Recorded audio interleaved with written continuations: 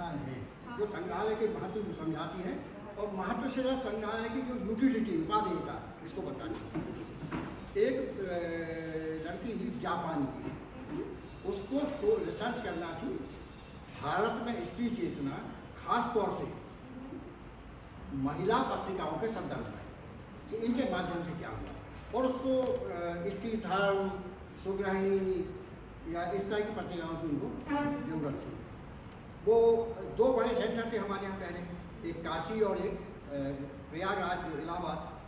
वो निराश हुई, उसको कुछ मिला नहीं, तो वो दिल्ली यूनिवर्सिटी को से रजिस्ट्रेशन कराया था PhD के लिए।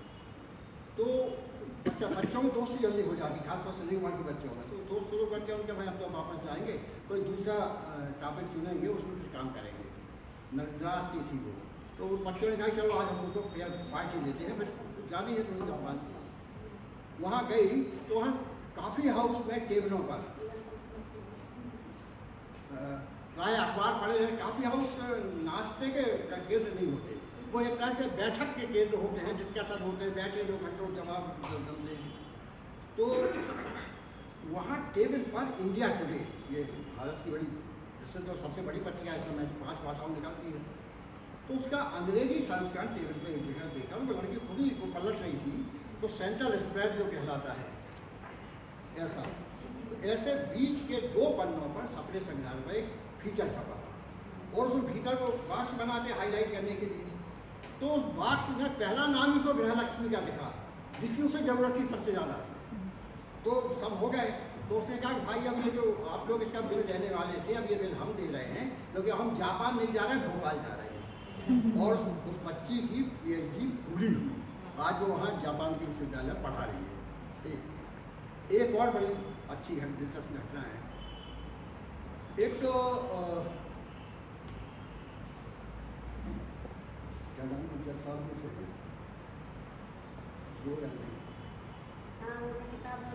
हाँ, तो एक सब्जेक्ट देखिए, मैं नाम अभी इसमें हो जाएगा तो बताऊँगा। गोहिल। तो वो दिल्ली में डायरेक्टर थे आकाशवाणी के, अब तो रिटायर हो गए। उन्होंने कभी आकाशवाणी दिल्ली के लिए एक सीरीज चलाई थी, नाम चाहिए एक बाप का। रेड लाइट एरिया में बच्चे होते हैं, उनकी बहुत मारवे उनका देखे कि बेचारे उनकी तड़प जो होती है जीवन की सबसे बड़ी, तो एक बहुत ही मारवे बड़ी लोकप्रिय हुई थी। लोग उसके कारण कुछ नियम कानून भी बने थे, उसका प्रभाव इतना पड़ा था। तो उसकी एक ही कापी थी उनके पास, बोर्ड पब्लिशर को दे दी किताब छापने के लिए, वो घूम गई। वो यहीं से पहले भोपाल में ही थे, वही भोपाल के पास एक सिरौन जगह है, यहाँ के रहने वाले।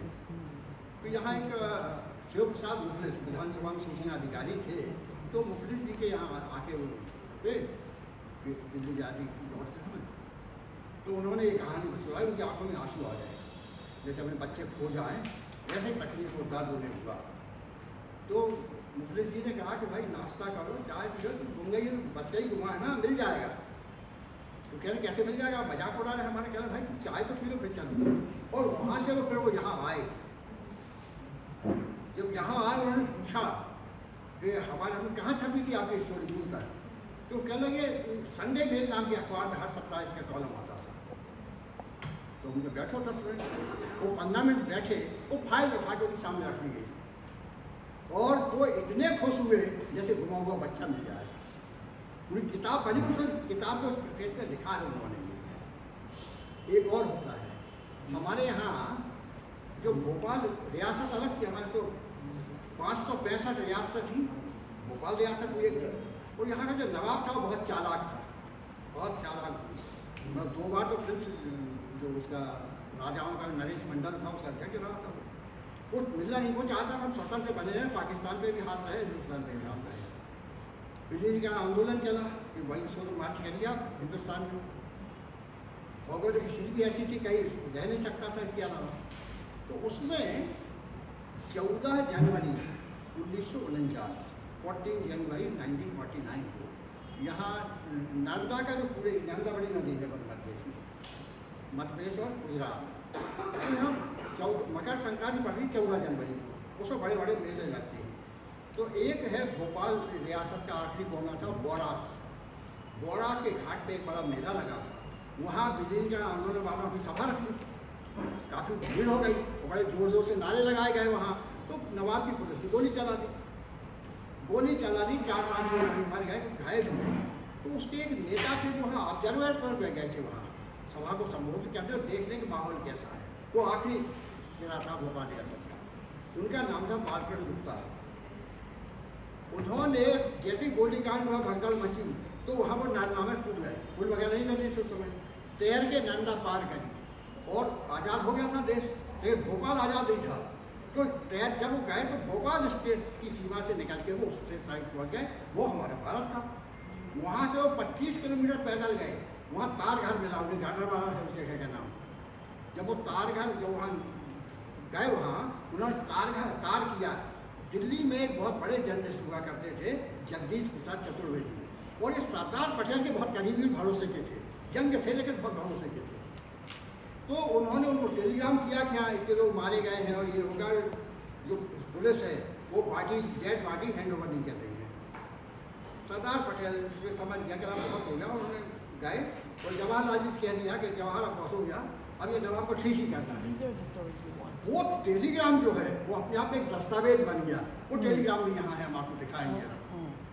तो जब हमने वो टेलीग्राम के फोटो बनवाई बड़ी, और गुप्ता जी बीमार थे बेचारे, बालकृष्ण गुप्ता तो है नहीं इस दुनिया में, उनको जाके भेंट किया तो वो लेटे रहते बैठ भी नहीं पाते थे, वो ऐसा उनके आंसू बहे, कहते मैं तो भूल ही गया था। तो ये बहुत सी सारी ऐसी चीज़ें होती हैं जो इन सब जैसे अब यहाँ अपना संविधान वाला देखने आते हैं, ये संविधान के ऊपर इसमें स्केचिंग की गई है, ड्राइंग, और स्केच जिनने बनाए हैं, एक तो उसे मुख्य तौर पर वो आचार्य नंदलाल बसु जो फाइन आर्ट के प्रोफेसर थे शांति निकेतन में, विश्व भारती शांति निकेतन में, उनके प्रिय शिष्य थे राम मनोहर सिन्हा। तो सिन्हा जी ने और उनके सिन्हा जी और उनके और साथियों ने नंदलाल बसु जी के देख रेख में चित्रांकन काम किया था। अभी उनका पौत्र आए थे ग्रैंडसन, वो एक देखते रहे, ऐसा हाथ फेर रहे, तो उन्हें पता नहीं क्या मुझे लग रहा है क्या हो रहा है इन्हें, मुझे लगता था हमारे पूर्वजों का पराक्रम है, ये हमारे पुरखों ने कोई बड़ा काम किया था, ये उसका देखो निशान यहाँ मौजूद है। उसको कहीं बीच बीच नाम भी लिखा, राम मनोहर लिखते हैं, चित्र बनाते हो चित्रकार अपने नाम लिख देते हैं, तो ऐसे ही प्रसंग आते हैं। ये अब जिन्होंने यहाँ सामग्री दी,